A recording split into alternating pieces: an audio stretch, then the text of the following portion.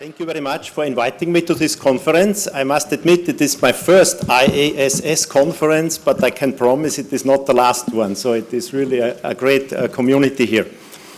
As a mathematician, you have heard I'm a mathematician. I'm probably the only mathematician giving a plenary talk here, and during the week I removed equation after each plenary talk. But a mathematician has to start with some definitions, and I thought I find some kind of definition for the involved professions. And I found something really interesting. An architect is said to be someone who knows very little about a great deal and keeps knowing less and less about more and more until he knows practically nothing about everything. On the other hand, an engineer is someone who knows a great deal about very little and goes along knowing more and more about less and less until finally he knows practically everything about nothing. A contractor starts out knowing practically everything about everything but ends up by knowing nothing about anything due to his association with architects and engineers. Now you wonder what I will say about the mathematician, and here I have a quote from a respected scientist, namely Charles Darwin. A mathematician is a blind man in a dark room looking for a black cat which isn't there. So please don't expect too much. Thank you.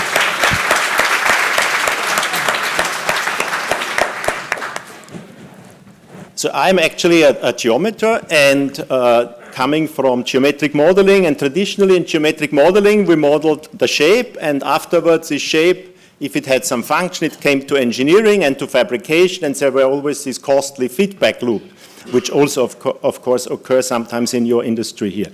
So I think it is a trend now that one tries to incorporate key aspects of function and fabrication into some kind of intelligent shape modeling. And in this talk I will touch upon this topic and of course talk about problems that arise mostly in architecture and are related to structural properties and fabrication. We have been involved in several real projects, but today I will not talk about these projects. I will focus more on the geometry actually. And these projects were done with a very, very small company called Evolute. So on some slides you will see this Evolute logo. It means that it is a real project has been done with this company. So I give you an overview what I plan to do today. I will first talk a little bit about freeform architecture from flat panels and particularly on so-called principal meshes. Then I will talk about the smoothest polyhedral surfaces. Sounds very bad, but it isn't so bad. Then there will be some talk about polyhedral surfaces in force equilibrium. Then I think I have to touch a bit this Airy stress surface has been around quite a bit during this conference. And I will tell you that it has to be viewed in terms of so-called isotropic geometry. And then we will talk about material minimizing forms and structures, which is related also to aligning principal curvature and stress directions on a surface. So the inspiration actually for all of our work in architectural geometry came originally from this pioneering work of Schleich, Schober, and others, who developed elegant shells made from flat quadrilateral glass panels. In the work of Schleich and Schober, these panels are not general quads, they are usually parallelograms or trapezoids, which means that you cannot make arbitrary shapes. And there the question came up, is it possible to represent a general freeform shape by such a mesh from planar quadrilateral faces, or shortly a PQ mesh? And the answer is provided by differential geometry. So I will tell very little about the concepts I really need in my talk here. I think everybody knows if we have a curve in the plane, a point has a tangent, and it has actually a locally very well fitting to second order fitting circle called the osculating circle. This circle has some radius, and the curvature is defined to be 1 divided by the radius.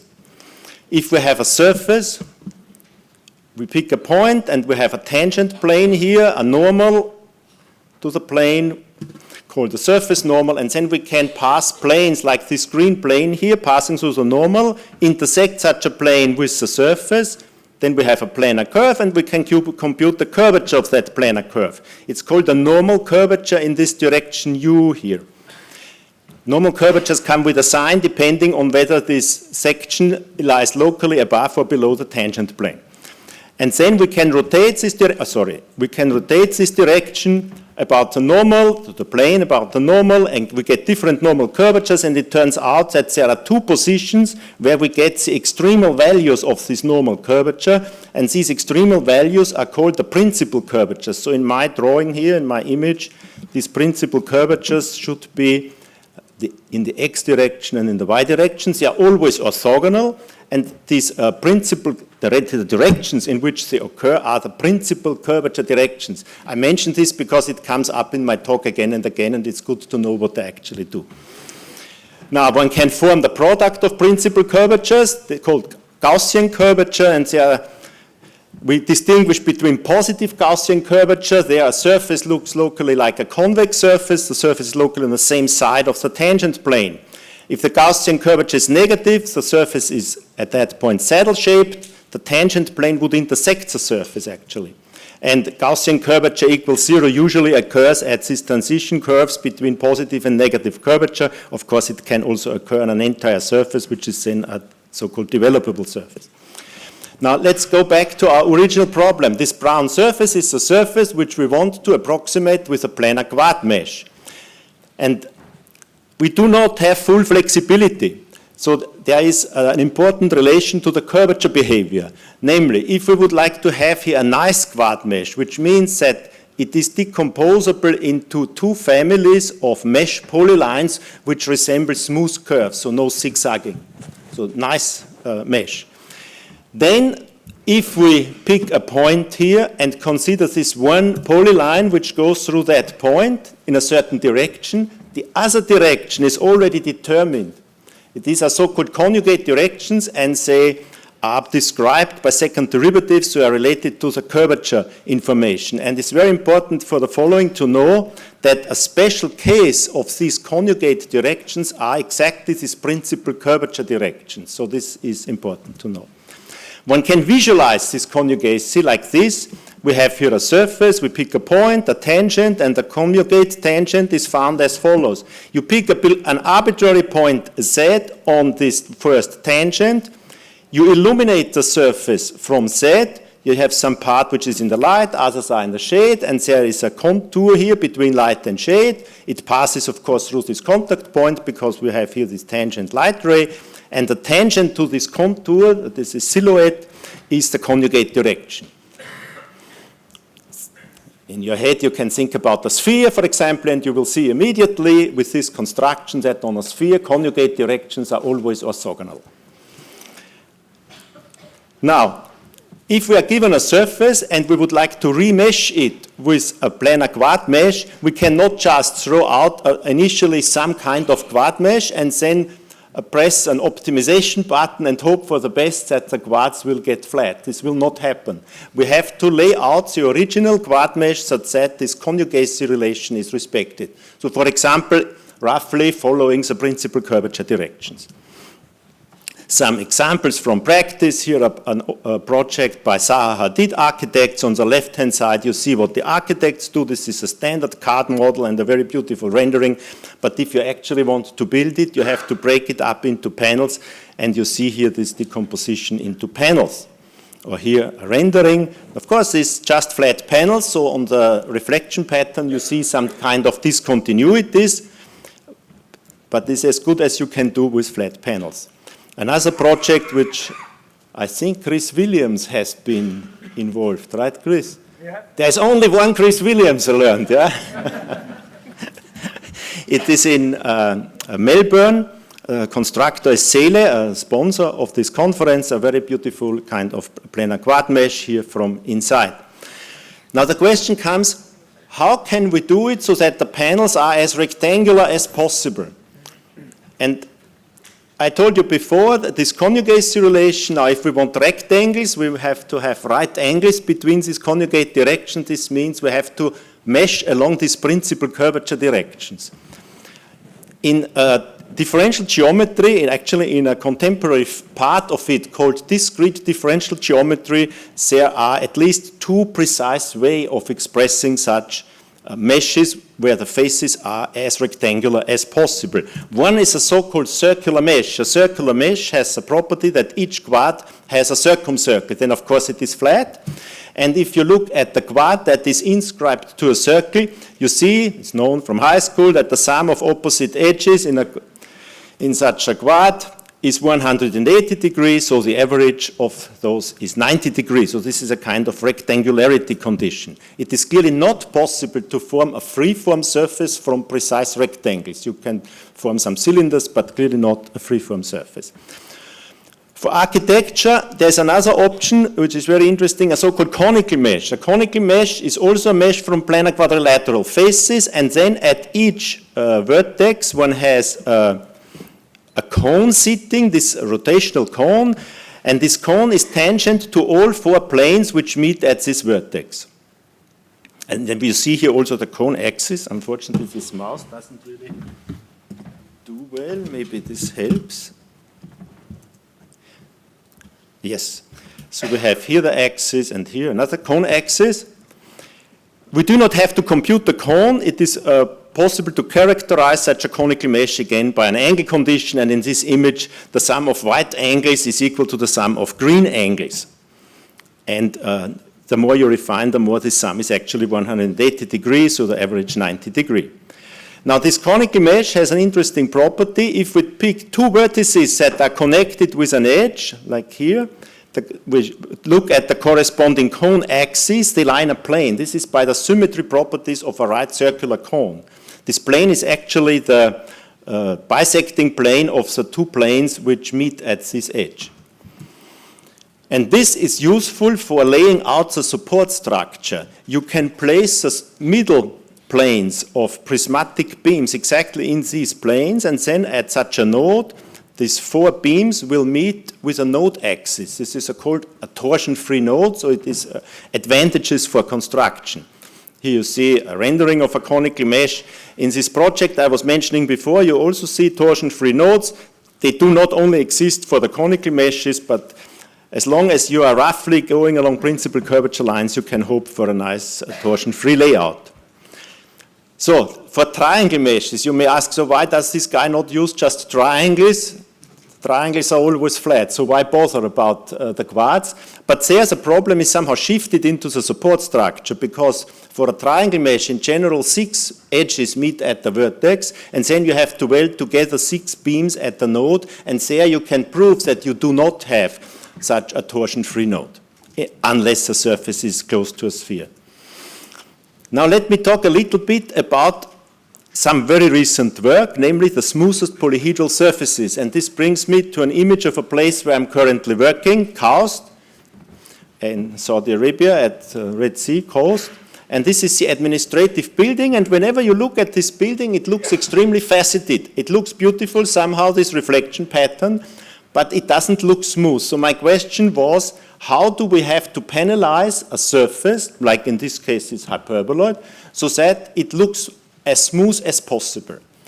And so we have the following problem. Which polyhedral surfaces? A polyhedral surface is a surface with flat faces, so made from planar panels. Triangle, quads, whatever, hexagons, whatever you like. Which ones do have the smoothest visual appearance? And there is a case where the design surface is given, and there is a case where only boundary data are given. And we need a quality measure, and we put down the following one. So over all edges, we put a sum, and per edge, we take the product of edge lengths and the absolute value of the kink angle or dihedral angle. Now, if you have a convex surface, it is known, of course, then this absolute value is not necessary, and then it is known that this quality measure is equivalent to the integral of mean curvature, which means if a reference surface is given, more or less any polyhedral surface will lead to the same measure, to the same result. So they are equally good. However, if the surface is negatively curved, like in this case, the hyperboloid, there is a difference. And there it gets interesting, and there one can prove that the optimal polyhedral surfaces in areas of negative curvature are composed of nearly rectangular planar quads. There are these principal meshes I have been talking about before. And here is an example. Here is a surface meshed in this way, and here a triangulation with the same number of faces, and you really see in this reflection pattern that the quad mesh looks smoother than the triangle mesh. Actually, the images shown here are very special. The surfaces are special because there we only prescribed the bottom and the top boundary curve, and the surface in between is somehow the optimum surface, the surface where you get the smallest value for this energy. And this energy can actually be proven to be an approximation of this integral of the sum of absolute values of principal curvatures. So this is actually, which is even new in differential geometry. I didn't find more or less anything about this functional, and it gives rise to maybe some studies, purely mathematical studies in the future. Here are some surfaces with this property, so some kind of optimal surfaces, only computed by a triangulation and some kind of optimization, so I don't go into that detail. Only in this right upper place, this coaxial boundary circles, there you can prove that the best is a cone, and really our algorithm gave this rotational cone. But for the surface in the middle, for example, you see two boundary curves which you could connect with a cylinder, but the cylinder is not the best solution here, so another surface is actually coming out. Another type of solution here, the optimal, prescribed here are just boundary curves on top and bottom, and then you compute the optimal surface of this least absolute curvature, and then it is remeshed according to principal curvature lines. And now I will tell you a little later that this is very closely related to Mitchell trusses, which sounds weird, but it is like that. Now, let us go first to polyhedral surfaces in force equilibrium. You know all the work of Philip Bloch, even also in his presentation he had this transparency, so I don't have to tell you much about it. This is a kind of freeform surface which is self-supporting, standing by its geometry, having only compression forces inside. One checks this easily with a so-called thrust network. This is a network of compressive forces inside the envelope of the structure, which is in balance with the load. So it is a kind of mesh. In each edge we have these forces and the resulting forces at the node. Of course, we have to lump the masses into the nodes. The resulting force balances the gravitational load. So we have only here consider self-weight. Apparently we use a coordinate system where the gravity is in the third coordinate direction. So on the right-hand side of this equation, you have the two zeros in the x and the y coordinate. If we read just the first two equations, meaning we project into a horizontal plane, we get these horizontal force components.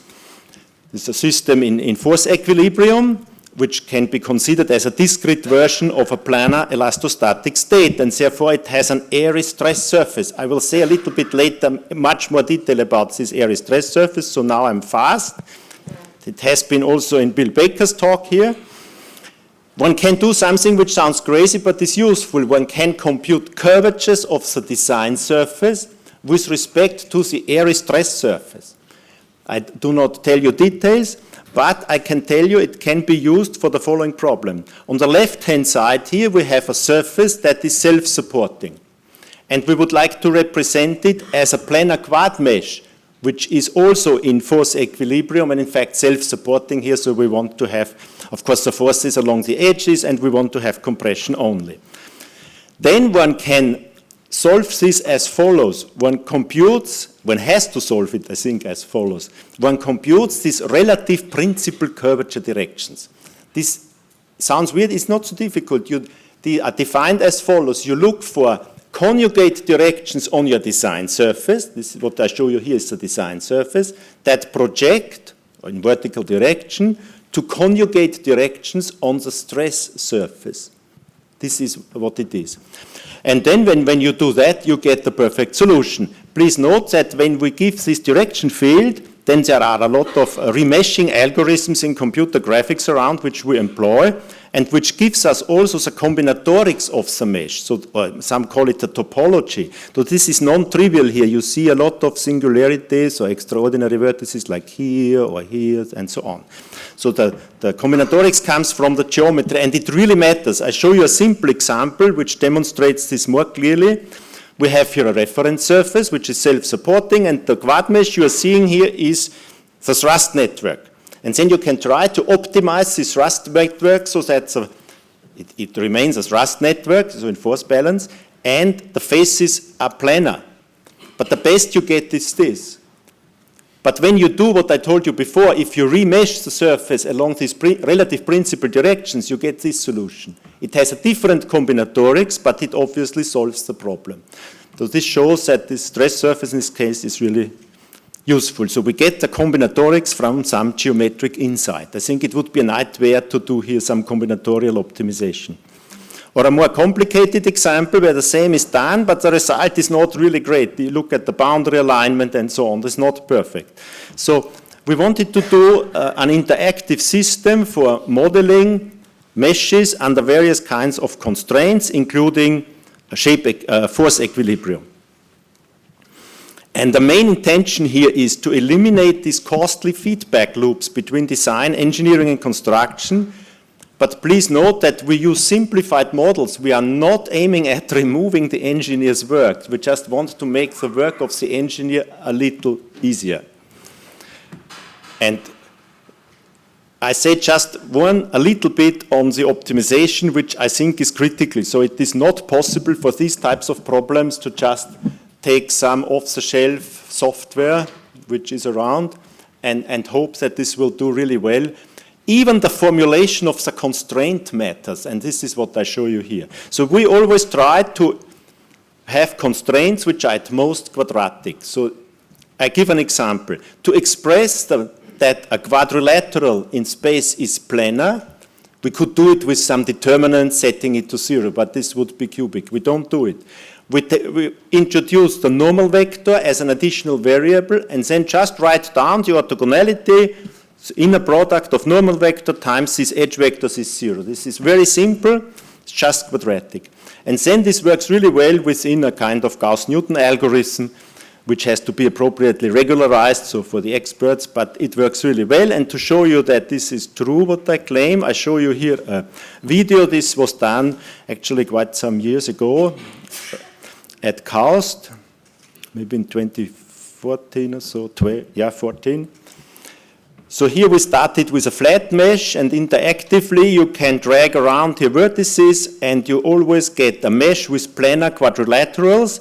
There's no force equilibrium yet. It will come later. But just to show you that this works really well, and of course when the mesh gets denser, the whole thing is a bit slower, so there is no tricks here like acceleration with a graphics card or so. This is just a relatively simple hardware on which this is done. And you see it converges quickly. Blue means planarity to a very high precision. Now we can start from something very unplanar, so a mesh, a lot of red coming up here, and as soon as you lift up, you also see the vertices at the boundary glide, so I do not tell you all these details, but it's not really difficult. All the constraints we have are at linear or quadratic. Now force equilibrium, here we aim at a mesh from planar quads being in force equilibrium, and here we allow tension and compression. And here the modeling, the interactive modeling with a kind of subdivision approach, control a structure, and you see if this structure has to lean forward, of course you see this blue color coming up here, the tension to hold the structure back. But in this system, you can also set the constraints that all forces have to be compressive.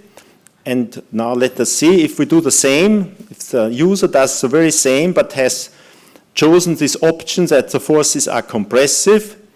So this is a self-supporting structure which is modeled here. It needs not be a height field, as you see, can have overhangs. but clearly it cannot lean forward, and you see it doesn't lean forward, it resists. Also the designer apparently wants to do it, it doesn't follow. This is this kind of intelligence such a system should have, I think. Yeah? Now, to the most mathematical part. I hope you will not hate me too much that I have this around. I talk about the Airy stress surface and isotropic differential geometry. So we have a planar stress state without interior body forces, and we have a stress tensor.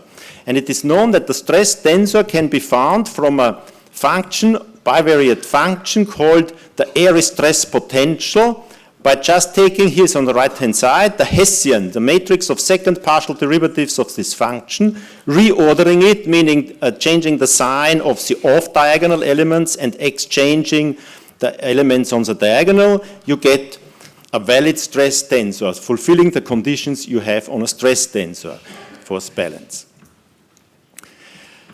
Now, one calls the graph of this function z equals phi of xy the Airy stress surface. This is still for the continuous setting.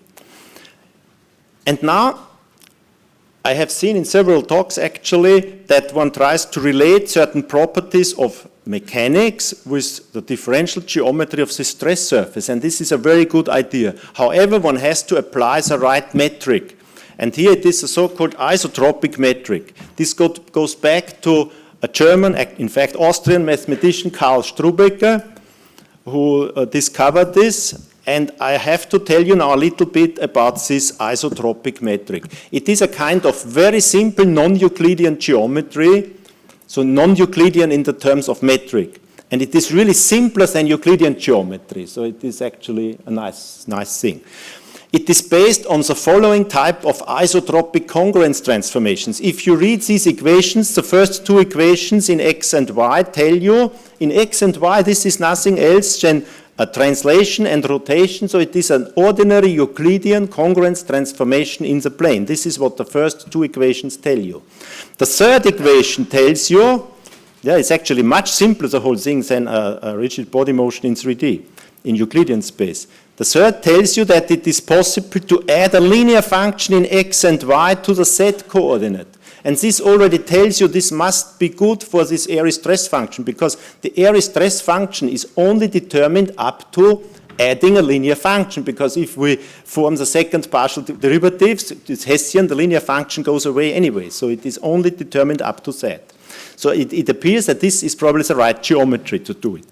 And this is very simple geometry, like you can compute the distance, the isotropic distance of 2 points by just mapping them into the xy plane. I call this the top view, like in descriptive geometry. And you do what the bad student in descriptive geometry does, measures a real distance in the view, right? But here it is correct. Here you project down into the xy plane and you take this distance. Then you have, of course, the phenomenon of what is called parallel points. Parallel points are those which are connected with, in the z direction, which is called the isotropic direction. They project onto the same point. We have also a sphere in this. And there are two types of spheres. I explain only one. And this one type of sphere is a rotational paraboloid, like shown here on the right-hand side. And maybe some of you know, if I intersect a rotational paraboloid with a plane, I get if this plane is not parallel to the axis, I get an ellipse. And if I project this ellipse in direction of the axis onto a plane orthogonal to the axis, I get a circle. In isotropic geometry, this fact that the ellipse is mapped to a circle in the xy plane, and of course we measure distances there, this means that this ellipse is actually a circle in this isotropic geometry. So it is a surface with the property that planes intersected at circles, like the sphere in Euclidean geometry. So it is a valid type of sphere. Then there is this unit sphere, 2z equals x squared plus y squared, which is also known as Maxwell's paraboloid, and it also came up in Bill Baker's lecture. Then there is a polarity with respect to that sphere. This is very simple. It just takes this polar form. You see how it looks like. Instead of 2z, we write z plus z bar, and instead of x squared, we write x bar, and instead of y squared, we write y bar, sorry. Yeah. And then this already defines the polarity. A point with coordinates x bar, y bar, z bar is mapped to a plane with this linear equation on the right-hand side. Yeah, if x bar, y bar, and z bar are chosen, it's a linear equation x, y, z, so it is a plane. This is the polar plane. And likewise, the plane would be mapped to the point, straight lines are mapped to straight lines. But it is very interesting that this polarity, it is called, with respect to this Maxwell paraboloid, is a metric duality. If you take 2 points in space, they have a certain isotropic distance. You map with the polarity, you get 2 planes, they have a certain angle, and it happens that the distance of the pre-image points is the same as the angle of the image planes. So in this geometry, the distance between the 2 points and the angle between 2 planes is really dual to each other, in big contrast to Euclidean geometry. We can also study isotropic curvatures.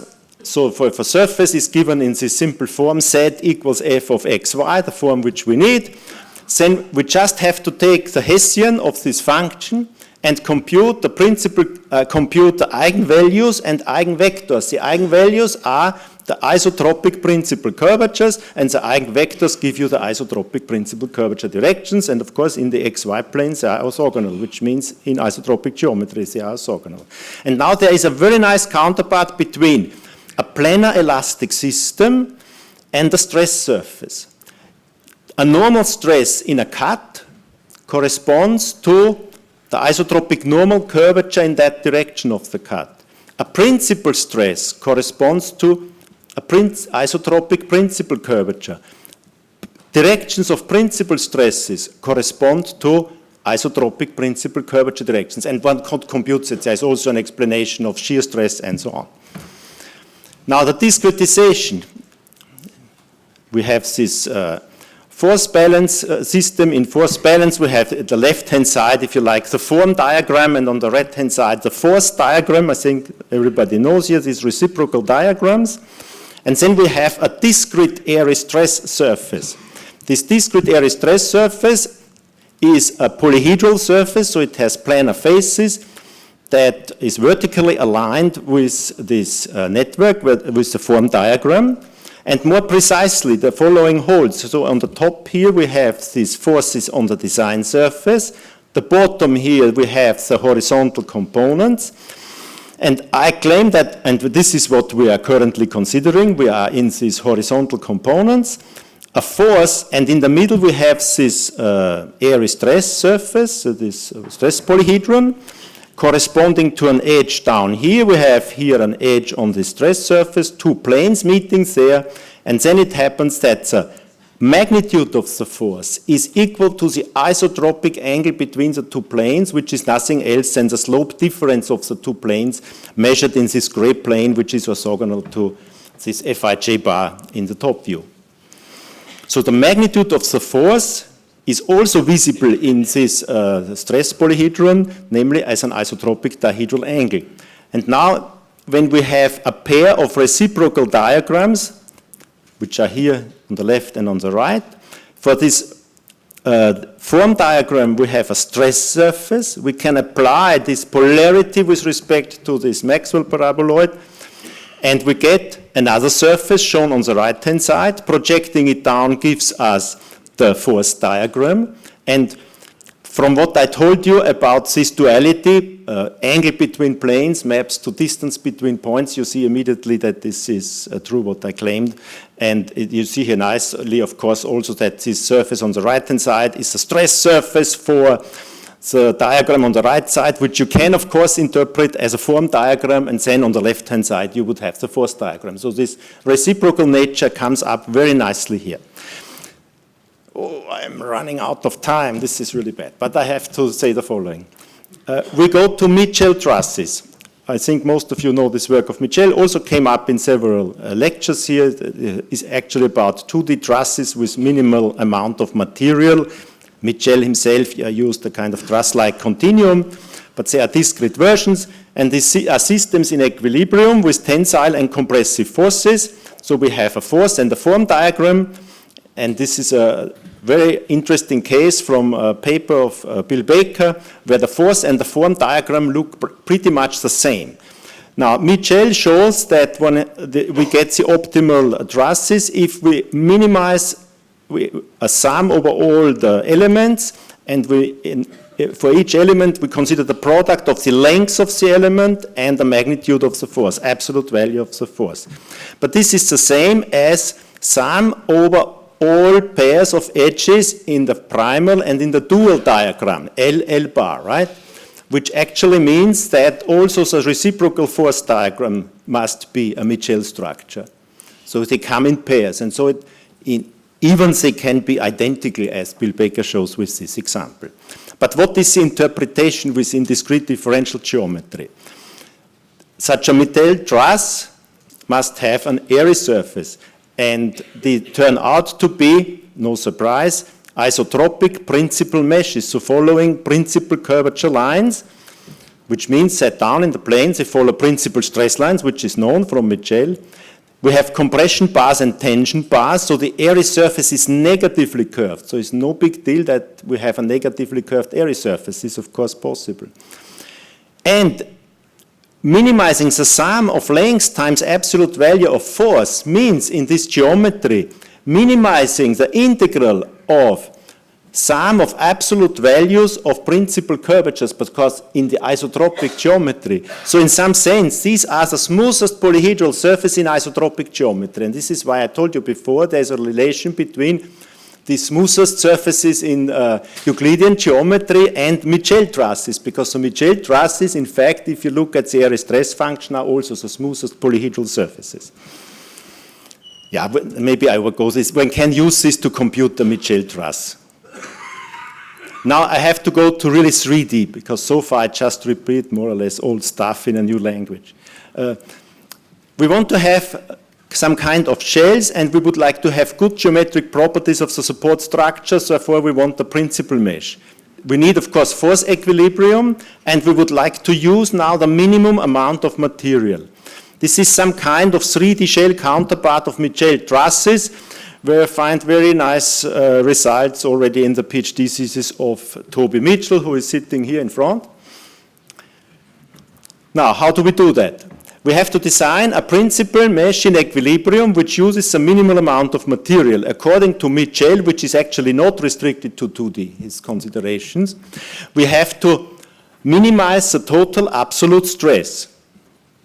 And you can find out a simple relation between a horizontal stress field, which I talked about so far, and the stress field on the design surface itself. I don't show the formulae.